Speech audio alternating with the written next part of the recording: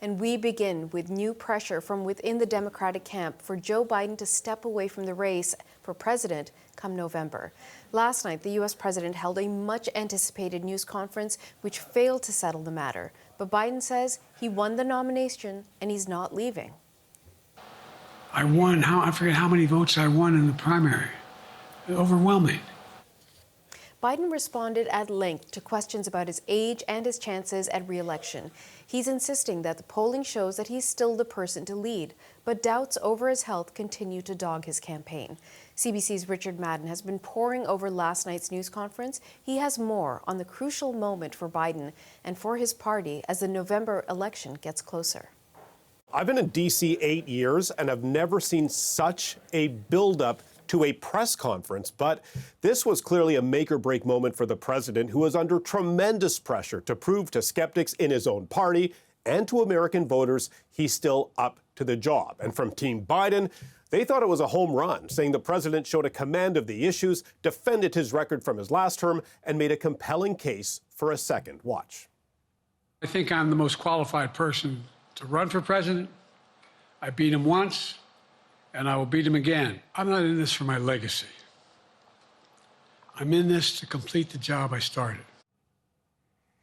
Now, Biden said repeatedly he isn't stepping down, hoping to put his doubters, put that debate to rest. So for nearly an hour, he handled several questions, from complex foreign policy to the growing panic from within over his age, his leadership, and mental fitness for office. His every word, every movement was under the microscope. So it didn't help when he flubbed the name of his own vice president. Watch.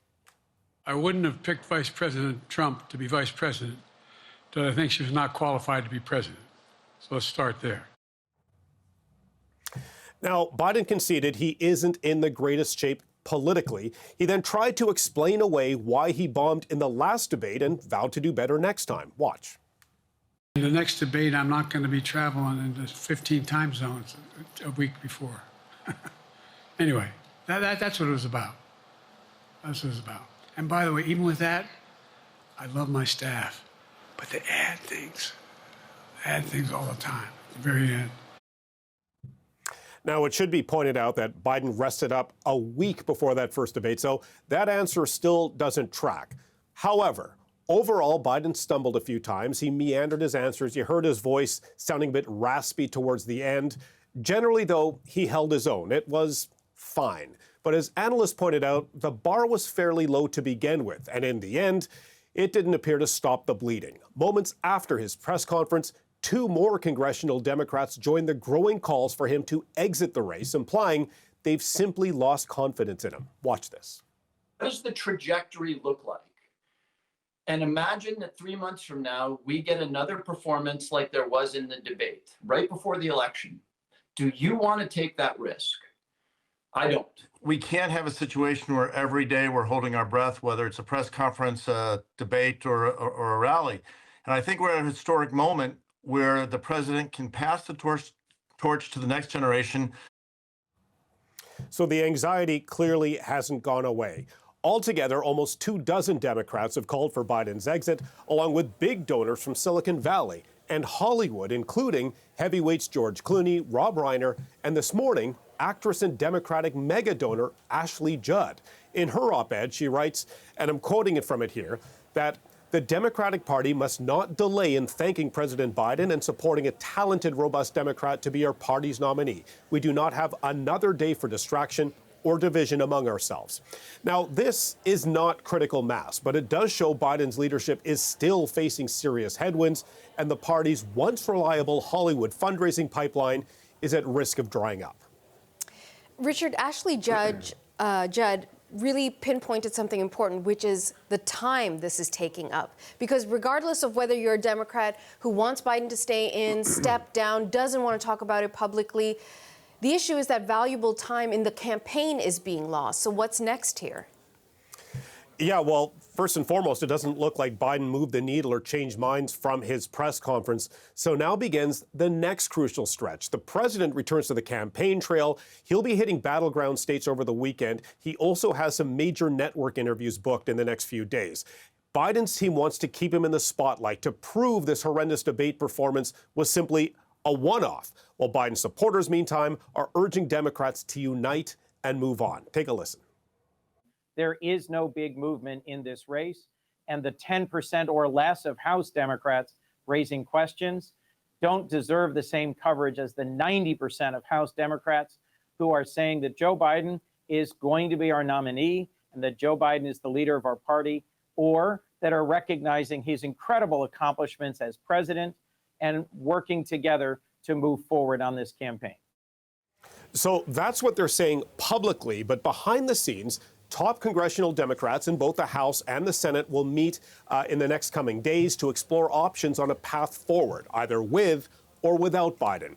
There are also reports two of the party's most respected elders, Nancy Pelosi and former President Barack Obama, are being urged to stage basically a political intervention and confront the president with the serious challenges he faces in November. We've also learned the president's campaign is quietly testing the strength and viability of Vice President Kamala Harris at the top of the ticket, perhaps to compare in separate polling who fares better in a face-off against Donald Trump. So these simmering concerns have not gone away. CBC's Richard Madden reporting from Washington. Okay, folks, let's stick with this story. We want to turn now to Tolu Olorunipa.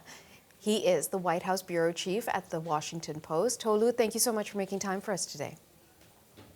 Of course. Tolu, let's begin with your reaction to last night's performance at the press conference. What did you make of President Joe Biden?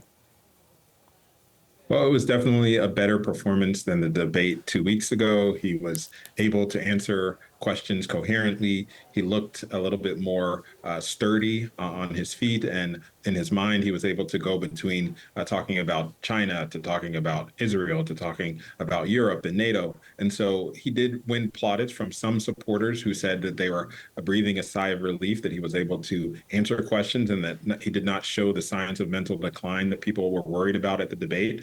But at the same time, he did flub several words and several sentences, and he did not stem the flow of Democrats calling for him to come out of the race and step aside. Right after the debate ended, we saw a number of Democrats voice their concerns, call for him to step aside from the race. And so it seemed like he had a mixed performance. It was good enough to keep himself in the race for now, but not good enough to end the conversation over whether or not he should continue to be in the race in the future. Tolu, it seems as though President Biden and his closest circle around him are just hoping that this thing goes away, that something pops up in the headlines and we all just forget. But is there any indication that that's about to happen? Well, this week, this story has been dominating the news for more than 2 weeks, which is a lifetime in Washington. It's very difficult for any one story to remain in the headlines for that long. He does have a reprieve next week. The Republican National Committee, the Republican National Convention is taking place in Milwaukee, and Trump is going to be in the spotlight. And the Biden team hopes that that will allow people to shift their focus away from Biden's age, away from the concerns that people are expressing over whether he should remain in the race, and toward the Trump phenomenon, toward the idea that Trump could be the president in the coming months, and that if Democrats want to stop that, they should rally behind Biden. And so he does have the opportunity to shift the focus a little bit away from himself and towards the Republicans, because there's going to be this primetime, multi-day affair in which Trump and his allies are going to be in focus. And you can expect Biden and his team to really try to change the narrative away from whether or not Biden should stay in the race to Democrats should rally around Biden as their best hope to keep Trump and all of the things he's going to be talking about this next week out of the White House and out of the Oval Office to protect themselves from another Trump presidency. I wonder, in your reporting and your work, if you're speaking with Democrats, both those who are lawmakers but ordinary members of the party, what are they telling you about the state of the party right now and their feelings on Biden holding on to the candidacy? Well, lawmakers and Democrats at large are very demoralized that they find themselves in this position just less than 4 months away from the election. The fact that there is concern over their party standard bearer, whether he will remain in the race, the low polling that he's experienced, the lack of confidence that people have in his ability to prosecute the case against Donald Trump.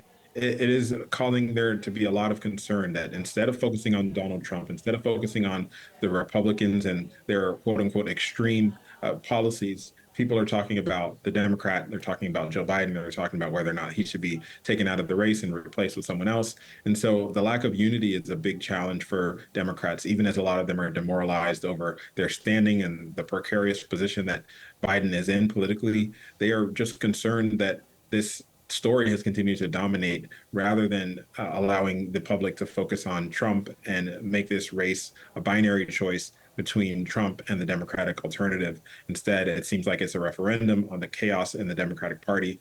And that is very demoralizing, both for lawmakers and for voters who would like to move on and rally around whoever's going to be the nominee so that they could get on with the idea of defeating Trump in November. Well, they've just been hit with another obstacle because the New York Times is reporting that Democratic donors have told the pro-Biden super PAC, there's $90 million in funds and we're just not going to give it to you if Biden stays on the ticket. What's your assessment of that? Is that enough? Will that be the tipping point? It's one of many potential tipping points. Right now, Biden is dug in, his inner circle is dug in, and even donors saying that they're going to withhold funds, that is not enough to stop Biden from staying in this race. He believes that by the time he gets to his own convention next month and people have quieted this concern over his faculties and over whether or not he should be in the race, that the donors will come back, the voters will come back, the poll numbers will improve. And so he is biding his time and hoping that by the time he gets to accepting the nomination for the Democratic presidential ticket, all of the Democrats who are worried about whether or not he should be their nominee will change their focus to figuring out how they can defeat Donald Trump. And that would bring a lot of those donors back. A lot of the donors have said that they are holding their funds because they want to see how things play out. And if Biden decides to stay in the race, those donors still want to defeat Donald Trump. And there's a good chance that a number of them will continue to give to the Democratic Party, will continue to give to Biden once he becomes the nominee. And so I don't think this $90 million figure is going to be enough at this moment to push Biden out of the race. Now, if it's combined with other things, including really poor polling, including calls from top Democrats like former President Obama and former House Speaker Nancy Pelosi for Biden to drop out of the race, then you could get to a position where things are untenable and Biden has no choice but to bow out and allow someone else to take a shot at Trump. But for now, he's forgive me, let me jump in, because is any of this realistic in the sense that, or how the Biden camp is thinking? Because none of us can unsee the debate and none of us can unsee the reaction to that debate. So even if every single day from now is decent, if it's like yesterday, which wasn't stellar, but it wasn't bad, it's perfectly fine. Had it been any other individual, we would have said, yeah, that's fine. But because the scrutiny is so intense, and when the age and the cognitive ability of the President of the United States is what we are discussing here, the most powerful person on the planet, is it too late at this point, and should the Democrats cut and run? That's where a number of Democrats feel, and about 17 or 18 of them have already come out publicly and said that. Dozens more are thinking that privately. But this is a decision for one man. This is a decision that Joe Biden and Joe Biden alone can make. And if he decides to stay in the race against all odds, then Democrats are going to have no choice but to rally around him because he won the primary. There was a democratic process that allowed him to win. And he is the only person that can decide whether or not to step aside. And if he decides to stay in the race, the fact that it may be too late, the fact that the debate was so bad and people can't unsee it, will fade into the background for a number of Democrats who will have to hold their nose and try to push Joe Biden over the finish line.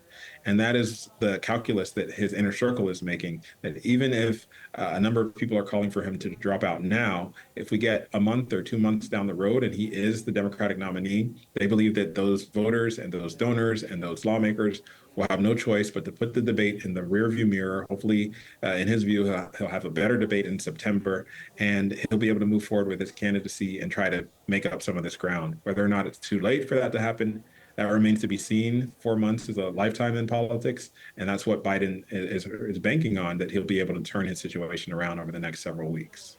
Just finally, we're hearing all kinds of reports that Nancy Pelosi and President Obama have been asked to intervene behind the scenes because Biden trusts them Would cautious words from either of them or even from his wife, Jill Biden, be enough? Or is this just about the man, or is there someone in his life that could potentially convince him?